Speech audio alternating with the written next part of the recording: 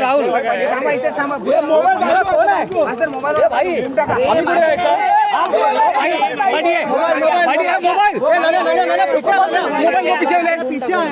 ले आया थोडं पुढे हो मोबाईल पाठी घ्या ना तुम्ही पाठवून घ्या ना एवढा काय जातात आहे भाई पाठी 2 मिनिटं भाई 2 मिनिटं थोडं पुढे थोडं पुढे सर पुढे पुलिस वाला है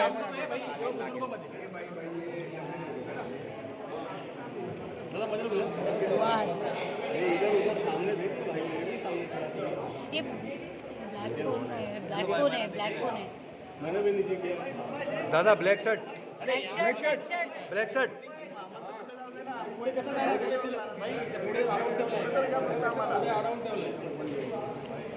भाई अभी इलावा को यार रेडी हो जाओ है ना अरे बस लाइट के चालू और बढ़िया ये हुआ ना बात यार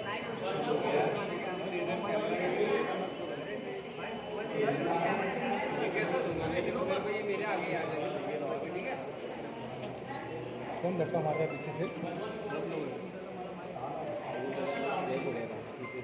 भाई 10 सेकंड के लिए ना क्या बोला यार ये लोग पीछे जो ना सब अभी गए नहीं अभी ऊपर भी नहीं कोई लिंक नहीं लगाया पुटिंग अच्छा नहीं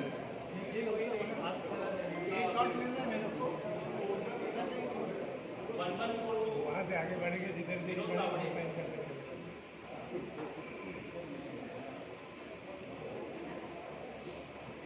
ब्लैक शर्ट थैंक यू थोड़ा पीछे हो जाओ ना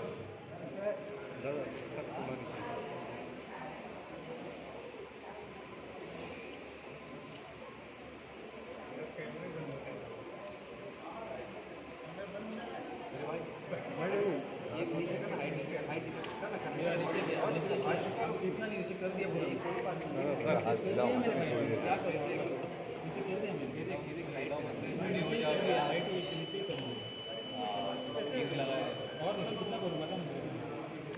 अरे भाई हिला मत हाइट नीचे कर रहा अरे हिलाओ हो जाएगा लगा भाई लगा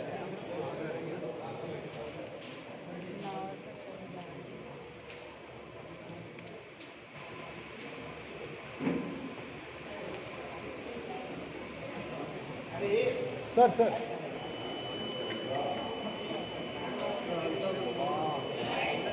मोबाइल थोड़ा खाली ले लो दादा मोबाइल ले लो नीचे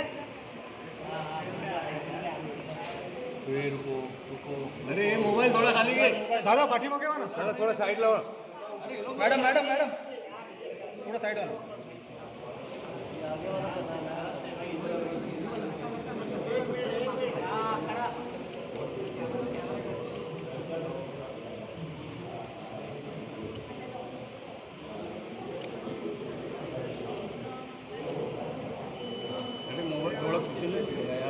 निशान दाखवा निशान सर तिकडे सांगा ना सर निशान सर दोगे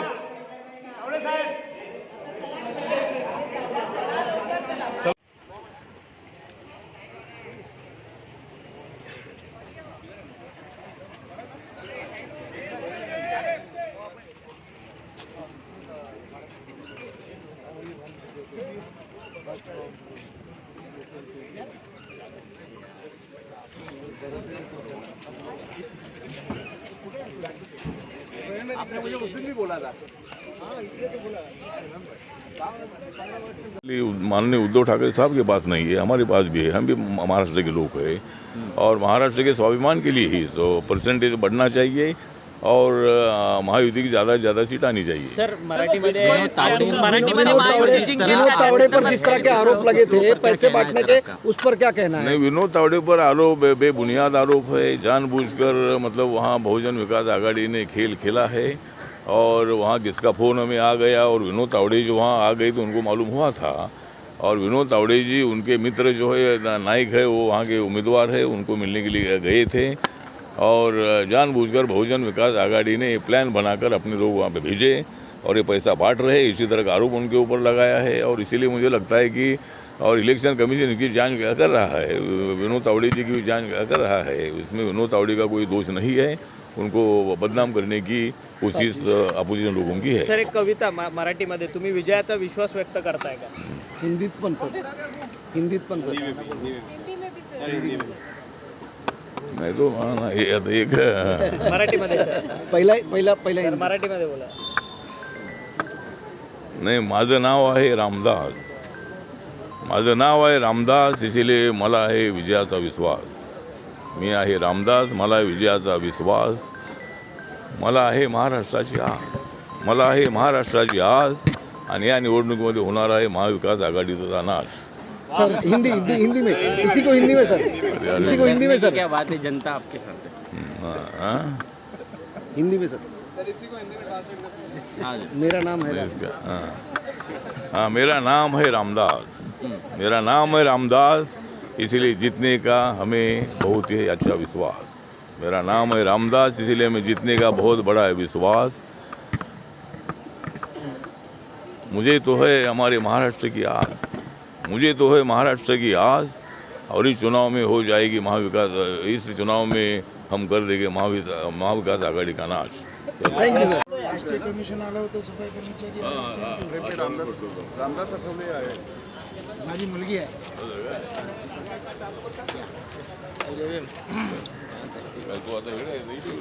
त्यांना बोलजा मध्ये जायला.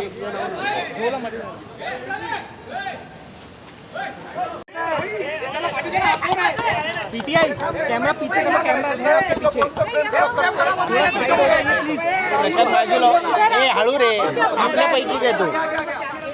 आराम से भाई. शांति शांति शांति, पेशेंस. सर सबसे पहले तो जानना चाहेंगे कि महाराष्ट्र के लिए बहुत ही अहम चुनाव है. महाराष्ट्रात जे मतदानचे पर्सेंटेज आहे ते कमी आहे, लो पर्सेंटेज आहे. एक तर आपलं तर सर्व मतदारांना आव्हान आहे की भारतीय लोकशाही ही जगातली मोठी लोकशाही आहे आणि प्रत्येकाला मतदान करण्याचा अधिकार आहे. पुढारी आणि मतदान जे आहे ते मतदान प्रत्येकाने केलं पाहिजे. मतदान करा आणि मग जा आपल्या घरा, हे माझं सगळ्यांना माझं आव्हान आहे. लोकशाही मजबूत करा, त्यासाठी मतदान करा. सर्वांनी मतदान करणं अत्यंत आवश्यक आहे.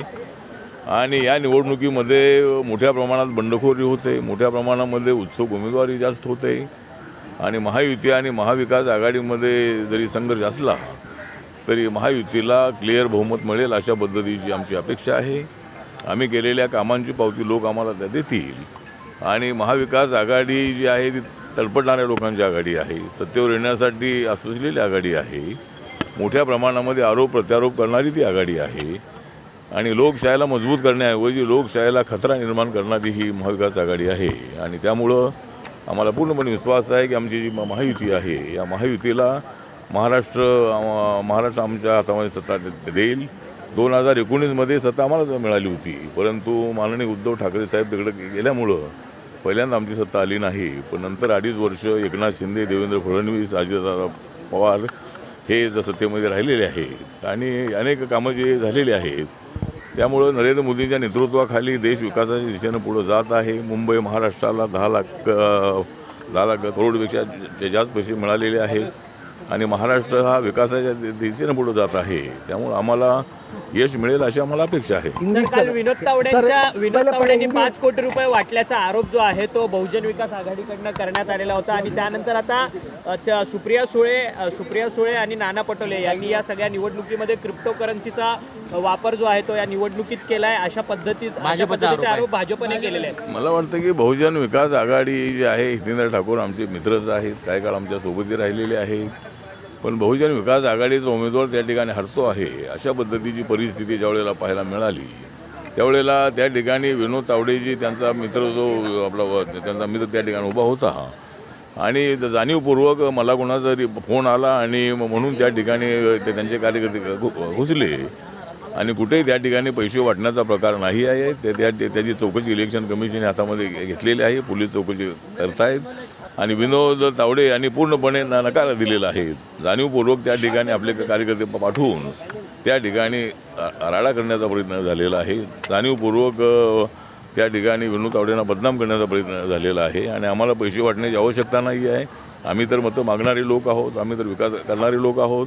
त्यामुळं जे विनोद तावडेंवर ते आरोप आहेत ते सगळे खोटे आरोप आहेत. प्लॅनिंगने अशा पद्धतीचे आरोप केलेले आहेत असं आमच्या संबंधातलं मत आहे. सर हिंदी में बता दीजिए, महाराष्ट्र में वोटिंग कम हो रही है, इस क्या कहेंगे? वोट ज़्यादा से ज़्यादा लोग घरों से बाहर निकले, वोट करें, और जिस तरह के आरोप बिटकॉइन को लेकर सुप्रिया सुले और नाना पटोले पर लगे हैं उस पर क्या कहना है?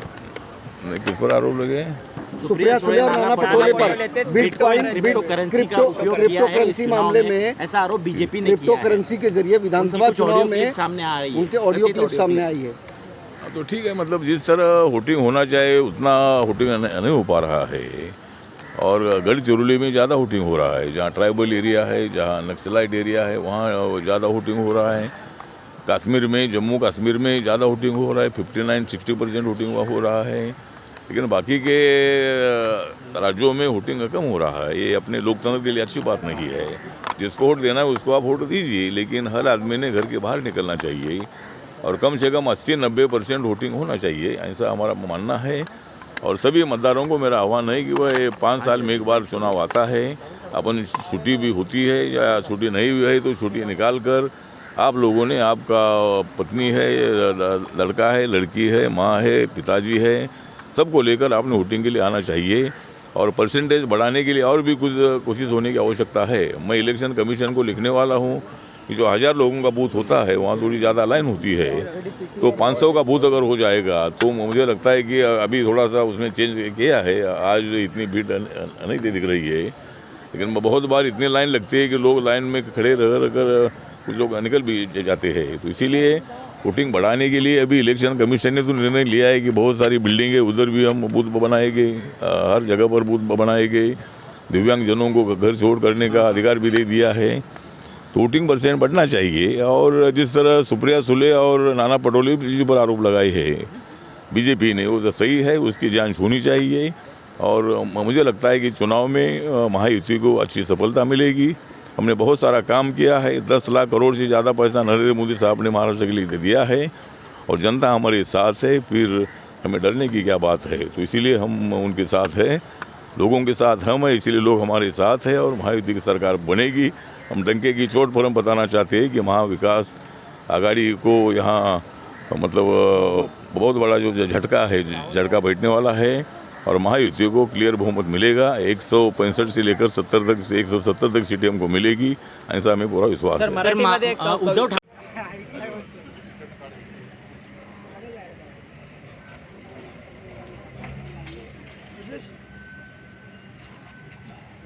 सर इथे पण बघा ना 2 मिनिटं. Sir sir sir